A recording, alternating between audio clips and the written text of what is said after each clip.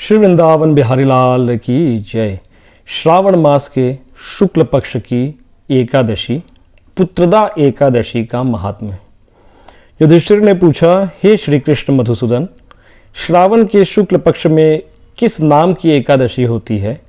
भगवान श्री कृष्ण बोले, राजन, प्राचीन काल की बात है।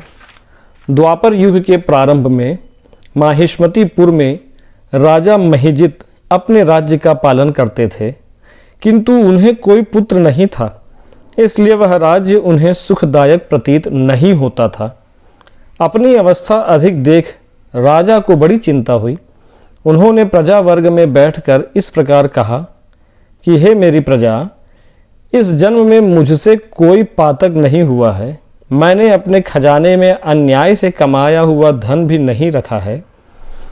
ब्राह्मणों और देवताओं का धन भी मैंने कभी नहीं लिया है।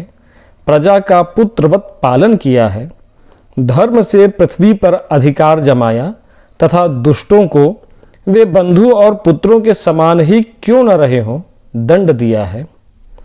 शिष्ट पुरुषों का सदा सम्मान किया और किसी का द्वेष का पात्र भी नहीं समझा। फिर क्या कारण है जो मेरे घर में आज तक पुत्र उत्पन्न नहीं हुआ?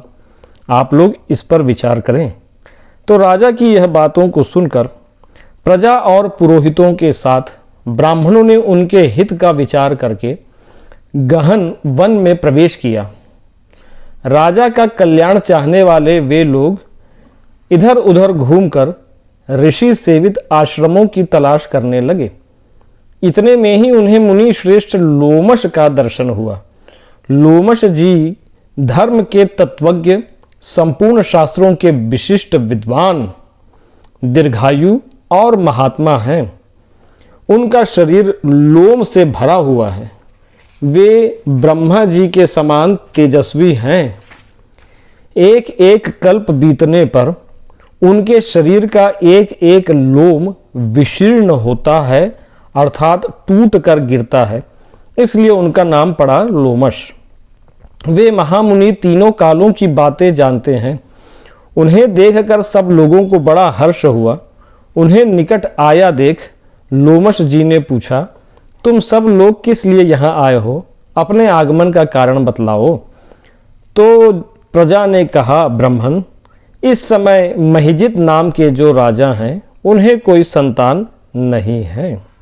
उन्हें पुत्रहीन देख उनके दुख से दुखित हो हम तपस्या करने का दृढ़ निश्चय करके यहाँ आए हैं। द्विजोत्तम, राजा के भाग्य से इस समय हमें आपका दर्शन मिल गया। महापुरुषों के दर्शन से ही मनुष्यों के सारे कार्य सिद्ध हो जाते हैं। अतः आप हमें ऐसे उपाय का उपदेश करिए जिससे हमारे राजा को संतान की प्राप्ति हो जाए। उनकी बात सुनकर महर्षि लोमश 2 घड़ी तक ध्यान मग्न हो गए। तत्पश्चात राजा के प्राचीन जन्म का वृत्तांत सुनाकर उन्होंने कहा, हे प्रजा सुनो। राजा महिजित पूर्व जन्म में मनुष्यों को चूसने वाला धनहीन वैश्य था।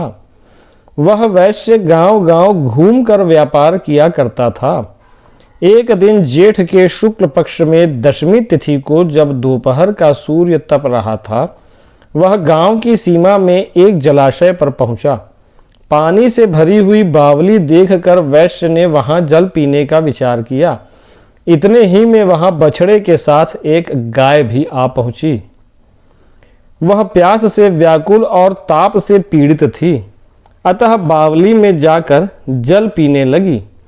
वैश्य ने पानी पीती हुई गाय को हाँक कर दूर हटा दिया और स्वयं पानी पी लिया।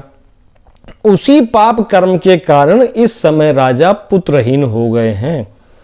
किसी जन्म के पुण्य से उन्हें यह अकंटक राज्य की प्राप्ति हो गई।